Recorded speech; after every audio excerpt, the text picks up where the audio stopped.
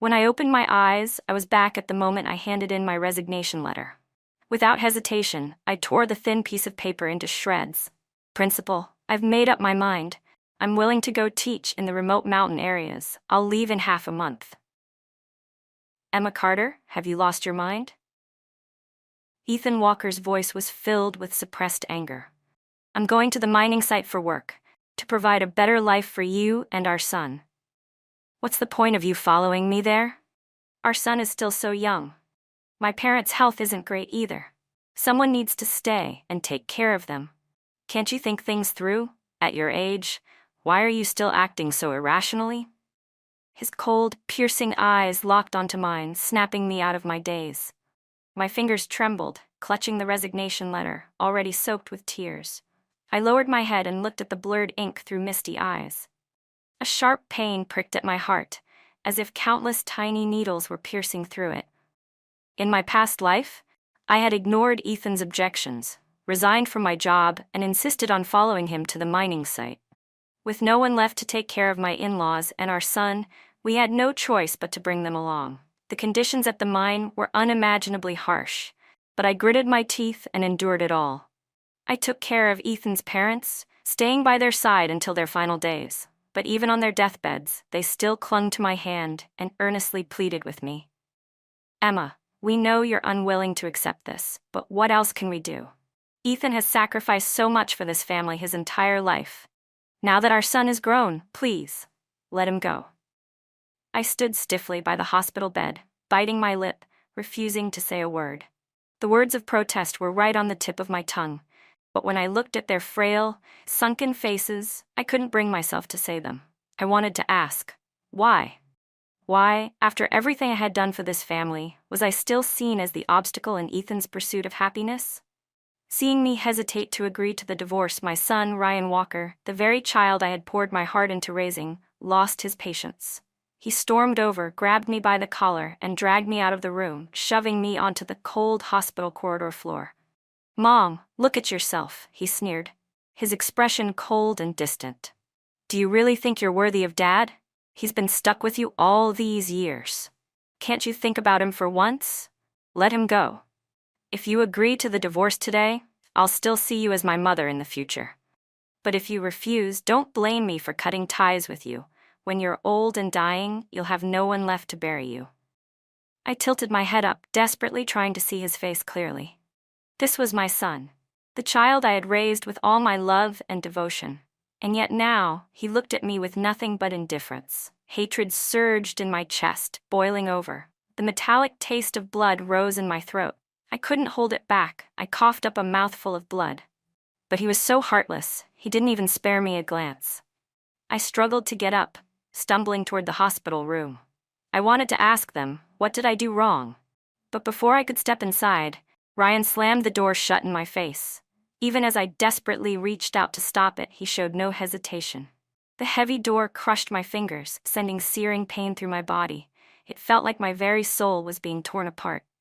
That night, I sat on the cold hallway floor, my heart drowning in despair. I refused to accept this. For this family, I had willingly given up my dignified career. I had worked tirelessly, sacrificing decades of my life. And in the end, they all told me I wasn't good enough for Ethan Walker. They all forced me to let go. They wanted me to step aside so that he and Olivia Brooks could be together. But why? Why was I the one who had to let go? Where was Olivia? That night, when I returned home in a daze, Ethan was sitting at the dining table, smiling as he picked food onto Olivia's plate. They looked so comfortable, so perfectly matched. I trembled with rage, my body shaking uncontrollably. With a heart full of hatred, I flipped over the dining table. Then, I grabbed the divorce papers he had prepared for me and tore them to shreds, throwing the pieces in his face. Ethan Walker, you stole decades of my life, and now you want to run off with her? My voice was filled with fury. You want a divorce? Fine. Over my dead body. Ethan immediately stepped forward, shielding Olivia in his arms. His expression was ice cold as he watched me lose control. Once I was done venting, he didn't even bother arguing with me. He simply held Olivia and walked away. His posture was still as straight as ever. Olivia was still as elegant and radiant as before. Only I, after years of hardship, was left with a hunched back and strands of gray in my hair, and when their figures finally disappeared from sight, I collapsed onto the ground, gasping for air. Over and over, I told myself, I must never let go so easily. Even if I had to die, I would drag them down with me. I never expected my words to become a prophecy. Half a month later, I died beneath a collapsed mine. And the one who sealed my fate was none other than the husband I had devoted my entire life to loving. To save Olivia Brooks, Ethan Walker chose to saw off my legs. In my final moments, I watched in despair as he carried Olivia in his arms and ran for safety. My heart was filled with nothing but regret. Why had I wasted my short life on someone like him? Now, staring at my still intact legs, I couldn't help but laugh. How wonderful, my legs were still here. My life had just begun. I still had time to change everything. Ethan frowned, his expression dark with displeasure. Emma, did you even listen to a word I just said? I smiled at him and, without hesitation, tore up the resignation letter in my hands and threw the pieces into the burning stove. I heard you loud and clear. I'm not going with you. Ethan stood frozen in place, staring at me in disbelief. After a long moment, he finally regained his composure, the corners of his lips curling into a mocking smirk. Oh, so now you're playing hard to get? Don't think I don't see through your little tricks. A few days from now, you'll be crying and making a scene to force me to agree. He scoffed. Whatever. If you want to come, I won't stop you. I'm heading to the station to pick up Olivia. Make sure dinner's ready when I get back. And don't forget to buy some pork. Olivia loves pork stew with vermicelli. That's right. I remembered now.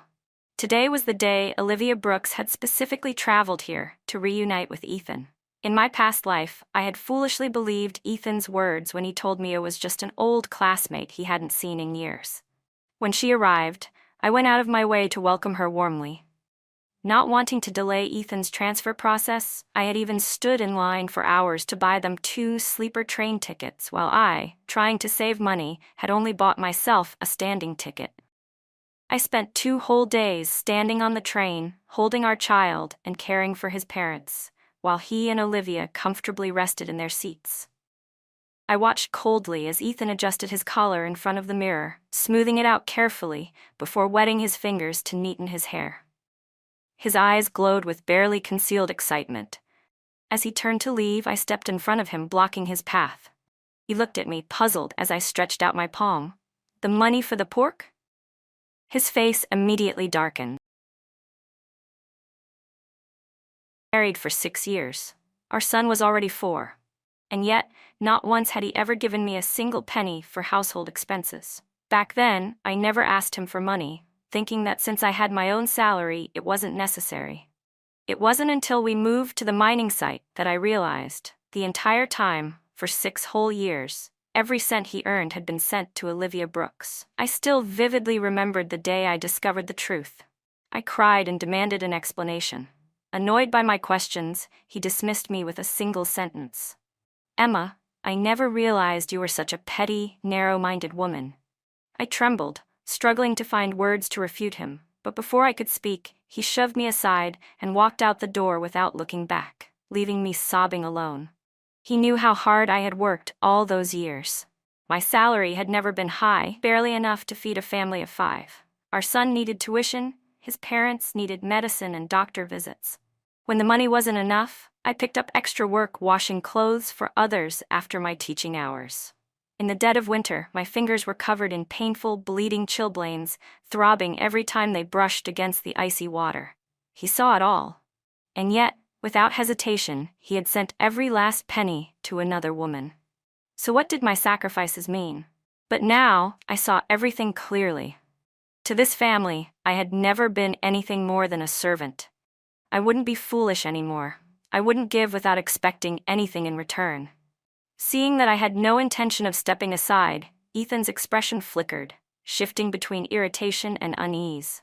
He remained silent for a long moment. He gritted his teeth and said, "Then forget the pork. Just make something simple." Without another word, he avoided looking at me and hurried out the door. I curled my lips into a slight smirk, watching his figure disappear. Ignoring my son's cries and my in-laws' anxious calls, I turned around and calmly walked out the door. I ran all the way to the principal's office, barely catching my breath before blurting out, "Principal, I've made up my mind. I'm willing to go teach in the mountain areas." He looked at me in shock, not bothering to hide his surprise. "Are you sure? Just a few days ago, you told me you were resigning to follow Ethan to the mines." I met his gaze with unwavering determination. "I'm sure. I should be giving back to society, helping the country nurture more talented individuals, not wasting my knowledge doing physical labor in a mining site. I'm not afraid of hardship or exhaustion, but I refuse to let my education go to waste." The principal's eyes were filled with admiration, though he still seemed a bit hesitant. "Remember, think it over carefully. You're the best candidate for this program, but your son is still so young. If you leave, you won't be able to return for at least a few years." I smiled and responded with firm conviction. "Don't worry, since I've decided to go, I won't be thinking about coming back. Whether it's 3 or 5 years, or even if I stay there for the rest of my life, I won't regret it. As for my son, I trust that Ethan is a good father. He'll take care of him. And one day, my son will be proud of me." The principal was so moved by my words that his eyes welled up with tears. Without further hesitation, he approved my application. Half an hour later, I walked out of his office, holding my transfer order, completely satisfied. By the time I got home, night had already fallen. Inside, the whole family was gathered around the dinner table. Sitting in the center, surrounded by everyone's attention, was Olivia Brooks, smiling sweetly. The table was filled with dishes, all more fragrant and appetizing than anything I had ever cooked. A bitter feeling rose in my heart. 6 years of marriage, and I had only just learned that Ethan could cook. Even the pork stew with vermicelli looked particularly delicious. I tried to suppress my emotions, but my vision still blurred slightly. So that was it. The reason he told me to just make something simple earlier wasn't because he had no money. He simply didn't want to hand it over to me. All these years of love had been nothing but a wasted effort. The moment I stepped inside, Ethan's smile disappeared, bit by bit. He let out a cold scoff, folding his arms as he leaned to the side, looking at me with disdain. "Oh, so you still remember to come home? Do you even know what time it is? The whole family has been waiting for you to make dinner, but you were nowhere to be seen." I sniffed, forcing back the urge to cry. This time, I didn't immediately apologize like I used to. Instead, I stared at him with an indifferent expression. "I had work at school that needed my attention. Listen carefully, Ethan. I'm not a housewife. I have a job too. Don't expect me to spend my whole life revolving around this family. From now on, I won't be responsible for any of you. Don't come to me for anything." The entire room fell into stunned silence. My in-laws gawked at me in shock. My son, who had been happily stuffing his mouth with food, suddenly stopped chewing. Ethan was so caught off guard that his chopsticks slipped from his fingers, but he seemed completely unaware of it. The only one unfazed was Olivia Brooks. She still had a gentle smile on her face, watching the scene unfold as if she were the true lady of the house. "So you must be Emma," she said, her voice soft and pleasant. "You seemed so capable. Ethan talks about you all the time." She cleared her throat, stood up, and looked down at me. Seeing her again, I still couldn't suppress the storm of emotions within me. This woman had loomed over my entire life, taking everything from me, my home, my family, while pretending to be innocent. In this new life, I still found her face just as loathsome. I didn't bother hiding my disgust. I lifted my hand and shoved her aside. I barely used any force. She let out a sharp scream as he fell to the ground. My in-laws slammed the table in outrage, scolding me for my lack of manners, while my son burst into frightened cries. "Bad mommy? You're so mean." I ignored them all. Without a word, I walked past them, heading toward my room. As I passed Ethan, he grabbed my wrist, his face dark with anger. "Emma Carter, did you leave all your manners to the dogs? Apologize to Olivia right now, or get the hell out of this house." His gaze was icy cold, cutting through me like a blade. I knew he was truly furious this time. But for once, I wasn't afraid. How ridiculous. He was willing to throw his wife out just to defend his precious Olivia. A mocking smile curled at my lips as I met his eyes without a trace of fear. Slowly and clearly I said, "Ethan Walker, I've taken care of this family for 6 whole years. What right do you have to tell me to leave? I will not apologize to anyone. Isn't this exactly what you wanted? To get rid of me so you and Olivia can be together? Fine, I'll grant your wish. I don't want this family anymore. Let's get a divorce. Ethan's face twisted in fury, his voice shaking with disbelief. Emma, what the hell are you saying? I only scolded you a little. Why are you making such a big deal out of it? I didn't bother looking at his infuriating face. I turned and walked straight into my room. For a brief moment, I saw a flicker of panic in Ethan's eyes. He staggered forward, as if wanting to follow me, but I ignored him and slammed the door shut with a loud bang. Outside, chaos erupted. Olivia's soft sobbing, my in-laws muttering in anger, my son wailing at the top of his lungs. But inside my room, I felt nothing but peace. I was done with this house. Done with this heartless husband. Done with the son who had already shown his true nature in my past life. Without hesitation, I carefully folded my transfer papers and tucked them into my chest. Then I turned and began packing my few belongings. For years I had scrimped and saved, making sure the family had new clothes every season while I wore the same few outfits over and over. My clothes were faded from countless washes, the cuffs frayed and thinning, my pants covered in patches. The only things I had in abundance were my books, treasures I had collected before marriage, saving every penny to buy them. As I was nearly finished packing, the door creaked open. Ethan walked in, carrying our son in his arms. He sat on the edge of the bed, his expression flickering with unease. When he finally spoke, there was even a trace of hesitation in his voice. Emma, Olivia is just an old classmate. You're overreacting for no reason. I know you're a little jealous, but there's nothing between us. You don't need to be so hostile toward her. And about today, I won't hold it against you. Just stop making a fuss, and everything will be fine. When I didn't respond, he let out a relieved sigh, as if thinking I had finally calmed down. He then held out our son toward me. Don't talk about divorce so easily. This family needs you. Look at our son. He's so adorable. Can you really bear to leave him? I paused, looking at them with a calm expression. The tear-streaked face of my son overlapped with the cold, heartless expression he had worn in my past life, the one that had filled me with utter despair. I smiled faintly, but didn't reach out to take him. Instead, I said in an indifferent tone, "There's nothing I can't bear. He's your son, after all." Ethan's face turned red with anger. He tightened his grip around our son, making him cry even harder. I remained cold and silent, feeling only exhaustion and disgust. For a long moment, Ethan said nothing.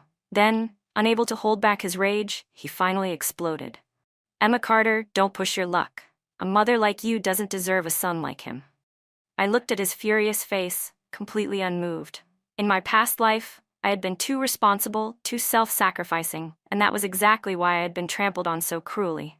Ethan let out a sharp scoff before storming out, still carrying our son. I didn't care. I simply lowered my head and continued packing. As I slung my bag over my shoulder and stepped out the door, Olivia Brooks stood at the entrance, her eyes glistening with tears. The moment she saw me, a fleeting trace of provocation flashed through her gaze, so subtle it was almost imperceptible. But when she spoke, her voice carried the delicate, pitiful tone of someone playing the victim. Emma, this is all my fault. I didn't know my place and visited without thinking, upsetting you like this. If you really can't stand me, I'll leave right now. But Ethan works so hard, can't you stop making things difficult for him? I couldn't be bothered to respond. I brushed past her and walked straight toward the door. She let out a soft sob, as if about to chase after me, but Ethan grabbed her arm and held her back. Leave her alone. She's just being overly dramatic. You'll see, she'll come crawling back in no time. Then he softened his tone. Olivia, just stay here for now. Make yourself at home. Tomorrow I'll give you some money, buy whatever you need, don't worry about saving for me. Even as he said this, his eyes kept flicking toward me, clearly meant to provoke. I paused for a moment, recalling the indifferent way he had treated me in my past life. The irony of it all almost made me laugh. Just before stepping out, I turned back. Meeting his smug gaze, I spoke calmly. I'll have the divorce papers drawn up and sent to you. Just sign them when they arrive. Ethan's face froze in shock, his entire expression crumbling in an instant. I let out a soft chuckle, then turned and walked away. This time, I didn't look back. I found a small inn to stay in that night. The room wasn't cheap, and the cost stung a little, but I reminded myself that I was on my own now. My expenses would be minimal from now on, and the teaching assignment came with a generous stipend. The money was worth it. Days passed, and Ethan never once came looking for me. I didn't care. If anything, I enjoyed the peace. I continued going to work as usual. When my coworkers learned I was leaving, they were reluctant to see me go and took extra care of me. Some even volunteered to cover a few of my classes. I counted my savings and set aside a small portion for myself. With the rest, I made a trip to the bookstore and bought as many books as I could carry. The mountain schools lacked so much, especially books.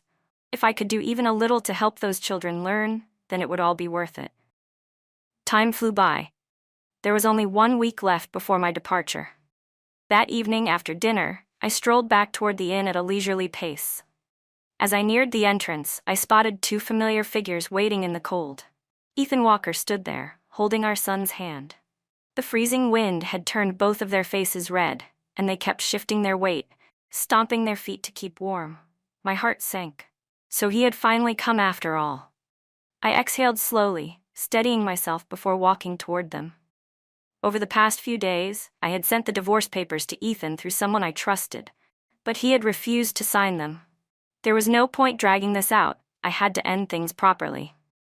As I got closer, I noticed something that made my chest tighten. Despite the freezing temperatures, my son was wearing only a thin cotton jacket. His little face was dirty, and his lips were tinged with purple from the cold. Ethan didn't look much better. The once crisp white dress shirt I had always ironed for him was now wrinkled, with grease stains smudging the collar. I couldn't help it. I let out a small laugh. Hearing me, they both looked up. My son let out a soft whimper before running toward me, wrapping his arms around my leg. Ethan, clearly emotional, stammered, "Emma, you're finally back." Before he could say anything more, our son burst into loud sobs again, his tears and snot smearing all over my pants. I crouched down and held out my arms. He immediately broke into a smile, his little hands releasing my leg as he reached for me. But I didn't pick him up. Instead, I gently pushed him away. He stared at me, stunned, his tears frozen mid-fall. Even his cries seemed to get caught in his throat. I stared at him coldly, the same way he had once looked at me in my past life. Ethan didn't seem to notice my indifference. Instead, he grabbed my hand anxiously. "My dad's heart condition flared up again. He's out of medicine. My mom's asthma is getting worse. Please, come home. Without you, everything's a mess." I calmly pulled my hand away, my expression completely blank. What does that have to do with me? They're your parents, not mine. Besides, isn't Olivia living at our house for free? It's only right for her to help out a little. Ethan's hand froze mid-air, his face shifting between embarrassment and frustration. After a long pause, he finally withdrew his hand and hesitated before speaking again. "Emma, are you still mad about Olivia? Please, believe me, she's just an old classmate. She's a woman. I couldn't just let her stay in a motel. It's not safe for her." I almost laughed at how absurd that sounded. So it wasn't safe for her to stay in a motel, but it was perfectly fine for me? My voice turned even colder as I sneered. "I've been staying in a motel for days, and I don't see you worrying about me. And stop trying to fool me. I already looked into it. Olivia isn't just an old classmate. She's the woman you've always loved but could never have. Back then, she thought you were too poor and married someone else. Now that her husband's dead, you're thinking about getting back with her, aren't you?" Ethan's face turned pale in an instant, guilt flickering in his eyes. "Emma, I swear, I don't have any improper thoughts about Olivia. Just bear with it for a little while. Once we move to the mining town, I promise I'll cut ties with her. We'll live a quiet life as a family, all right?" His voice even carried a rare trace of warmth. If I hadn't lived through my past life, I might have fallen for it again. I might have obediently followed him home, played the perfect wife, and convinced myself to endure. But unfortunately for him, I had already seen everything for what it was. Looking into his expectant eyes, I was tempted to tell him I would be leaving soon. But then I realized, what was the point? As he tentatively reached out to pull me into his arms, I took a step back, my voice devoid of warmth. "Ethan, I'm not going with you to the mines. I know you've never forgotten about Olivia. That's fine, I don't care anymore, I'm setting you free. And in return, I hope you'll show some dignity and sign the divorce papers. It was clear he had never expected me to be this cold. His body swayed slightly, his always composed face crumbling as his eyes turned red. Even as his gaze filled with despair, he stubbornly shook his head. No, I won't agree to a divorce. Olivia and I are innocent, you have no right to slander me. Just as the words left his mouth, a shadow darted from the corner of the street. Olivia rushed toward him, shoving me aside as she threw herself into his arms. Her eyes were brimming with tears, her voice trembling with pitiful sorrow. Ethan, I've regretted marrying someone else every single day. I know I shouldn't come between you and Emma, but she's the one who wants to leave you. She doesn't want you anymore. So why can't we start over? She clutched his shirt, crying breathlessly. That night when you got drunk and held me, you cried so much. I knew then that I still had a place in your heart. And besides, you've already ruined my reputation. If you don't take responsibility, how can I go on living? Hearing this, I frowned. So they couldn't even wait until we were divorced before getting together. I didn't bother hiding my disdain. I let out a cold laugh and looked directly at Ethan. This is what you call innocent? Ethan, if you want to be a man, at least have the guts to own up to your actions. Don't make me look down on you even more. Ethan's face turned even paler. He tried to push Olivia away, but she clung to his neck desperately. Tears streamed down her face, so pitiful that even I almost felt sorry for her. But Ethan, for once, wasn't moved. Instead, he forcibly pried her fingers off him, his expression twisted with disgust. Just as he opened his mouth to speak, he suddenly raised his hand and slapped her across the face. Shut up, he roared. Say one more word of nonsense and I swear I won't let you off. Olivia stumbled back, covering her cheek in shock. Ethan glared at her with unrestrained fury. I let you stay at my house out of kindness, and this whole time, you've been plotting to break up my family? Have you no shame? I had never seen Ethan Walker so utterly unraveled before. His entire body trembled with rage, but the moment he turned to look at me, his expression softened. Emma, I was drunk that night. I don't even know what happened. Don't listen to Olivia. She's just trying to drive a wedge between us. Can't you believe me? His voice was desperate, almost pleading. I swear, as soon as we get home, I'll make Olivia pack her things and leave. Watching him stammer through his explanation, I found it laughable. The man I had once loved, the man I had given my youth to, now, even looking at his face, made me sick. I stood there in silence, watching as he struggled to push Olivia away, while she clung to him like an octopus, wrapping herself around him tighter each time he tried to break free. His panic only deepened as I stared at him without emotion. Then, without a word, I turned and walked into the inn, shutting out everything and everyone behind me. I had no idea when they finally left. By the time I finished washing up and glanced toward the window, the street outside was empty. After Olivia's public meltdown outside the inn that night, rumors spread like wildfire in the small town. My co-workers were furious on my behalf and treated Ethan with nothing but contempt. Whenever they saw him on the street, they would mock him without restraint. Yet, despite the humiliation, he shamelessly came looking for me several times, only to be stopped at the inn's entrance by the staff. His persistence annoyed me to no end. But in the end, before I left, he finally signed the divorce papers. I heard it was because Olivia, unable to bear the rumors, had slit her wrist in front of a crowd. The wound wasn't deep, it had nearly healed by the time she reached the hospital, but Ethan still wept uncontrollably when he got the news. He held her in his arms, comforting her for hours, completely ignoring the judgmental stares around him. When he came to deliver the signed divorce papers, he stood outside for a long time, hesitant to come closer. His face was gaunt, his features worn down by exhaustion. Emma, I'm sorry, he murmured. Olivia isn't like you. If I don't divorce you, she really will die.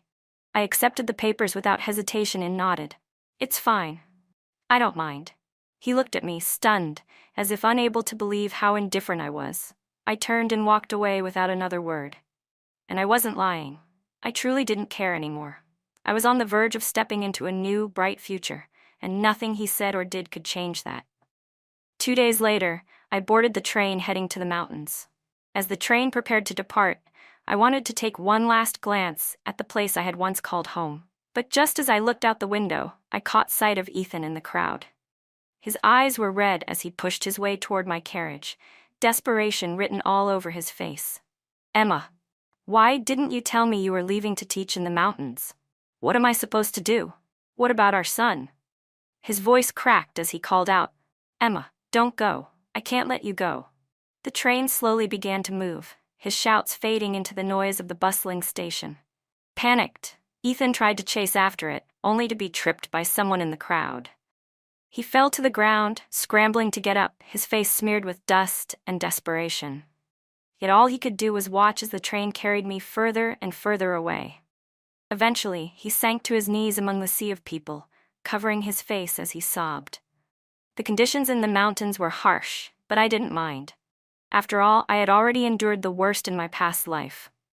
Compared to that, this was nothing. The people here were simple and kind. There was no scheming, no betrayal. My only responsibility was to teach my students, and in my free time, I buried myself in books. I had given up my own son, yet here I had gained more love than I had ever known. The children were grateful for my presence and showered me with affection, and I embraced it without hesitation. I ended up staying for 10 years. Somehow, Ethan found out where I was. He sent me letter after letter, every single one begging me to come back. He rambled on and on about how his parents had suffered without my care, how their health had declined, how the doctors said they wouldn't live much longer. He told me our son cried every day, devastated by my absence. As for Olivia, she had been clinging to him, desperate to marry him, but he had firmly rejected her. His letters always ended with the same words. He begged me countless times to give him another chance. He wrote that only after I left did he realize how terribly wrong he had been, that this family couldn't function without me, and most of all, that he couldn't live without me. I never replied. At first, I would at least read his letters with an expressionless face before tearing them to shreds and tossing them away. But as time passed, I didn't even bother opening them. I threw them straight into the fire, watching them burn to ashes. Yet even without a response, Ethan remained relentless. Perhaps he thought that as long as he kept trying, I would eventually soften, unable to let go of him and our son. Too bad for him, I felt nothing. After 10 years, my time teaching in the mountains came to an end, and I was finally preparing to return to the city. But this time, I wasn't returning alone. Alongside me was my new husband. Like me, he was a teacher who had come to the mountains to serve. Over the past 10 years, we had been co-workers, partners, and comrades through hardship. Due to the limitations of our situation, our wedding had been simple, far less grand than the one I once had with Ethan. But he cared for me in ways Ethan never had. With him, I was cherished and protected, and I had long since stopped thinking about Ethan or my past life with him. It was nothing more than dust in the wind, completely insignificant. When the train arrived at the city station, I stepped off, holding my husband's hand. After 10 years, I saw Ethan Walker again. He stood in the crowd, clutching a bouquet of flowers, his face beaming with joy.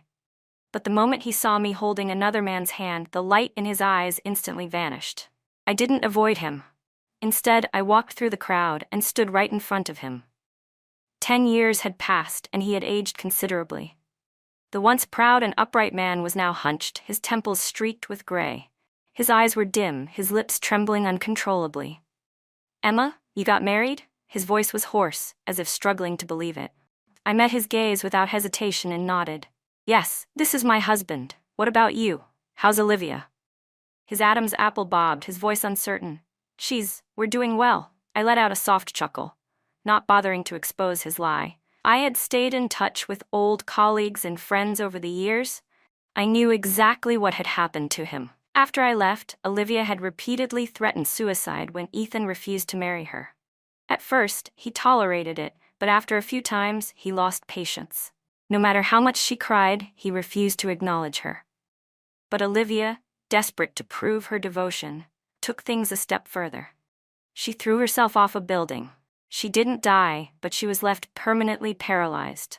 The doctors said she would spend the rest of her life with a catheter and would never walk again. The incident caused a huge scandal, and under immense public pressure, Ethan had no choice but to take her in, vowing to care for her for the rest of his life. His dreams of going to the mining town vanished. Even his job was barely saved. He had to kneel outside his workplace for an entire day, begging to keep his position. From then on, his meager salary had to support not only his son and aging parents but also Olivia, who now required constant medical care. He could no longer afford medicine for his parents, nor could he pay for his son's schooling. There was no money to hire a caretaker, so his elderly parents were forced to take care of Olivia themselves. In just a few short years, both of them passed away. Desperate, Ethan tried to leave Olivia in the care of his son, who had already been filled with resentment after I left. One day, when Ethan wasn't home, his son beat Olivia viciously, venting years of frustration. Afterward, he left a note behind and disappeared without a trace. Ethan's family was completely shattered. For 3 days and 3 nights, he locked himself in his house, wailing in despair. But no matter how much he grieved, life had to go on. With no other choice, he took on the responsibility of personally caring for Olivia. After exhausting days of work, he would return home only to be met with more suffering. Over time, his temper worsened. People whispered that he abused Olivia behind closed doors. There were nights when neighbors heard her anguished screams and considered calling the police.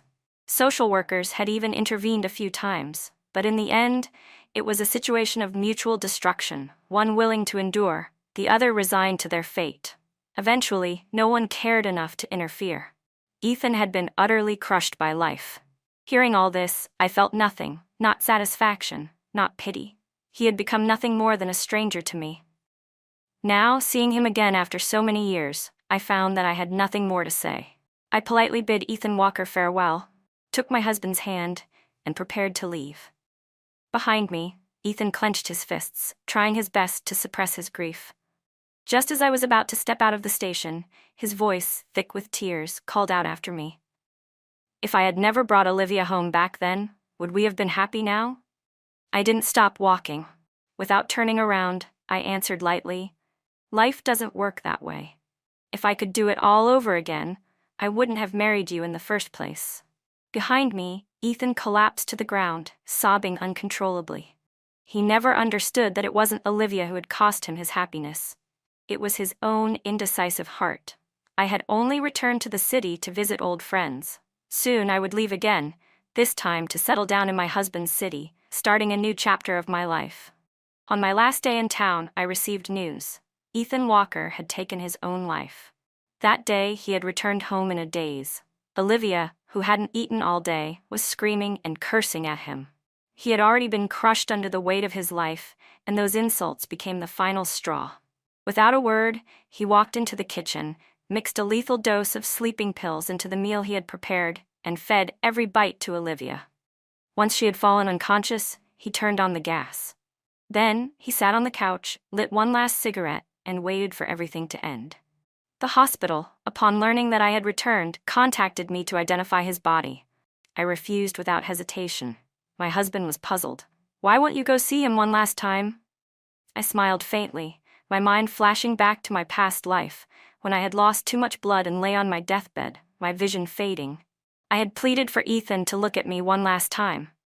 But all I had gotten in return was his impatient voice. "Emma, stop being so dramatic. You're the one who refused to divorce me, so don't blame me for being heartless. You're dying anyway, just let it go. Even in my next life, I never want to see you again." So I would grant his wish. Not in the next life, nor the one after that. For all eternity, I never wanted to see him again. Love had been my choice, and I had no regrets. But I also deserved a better future.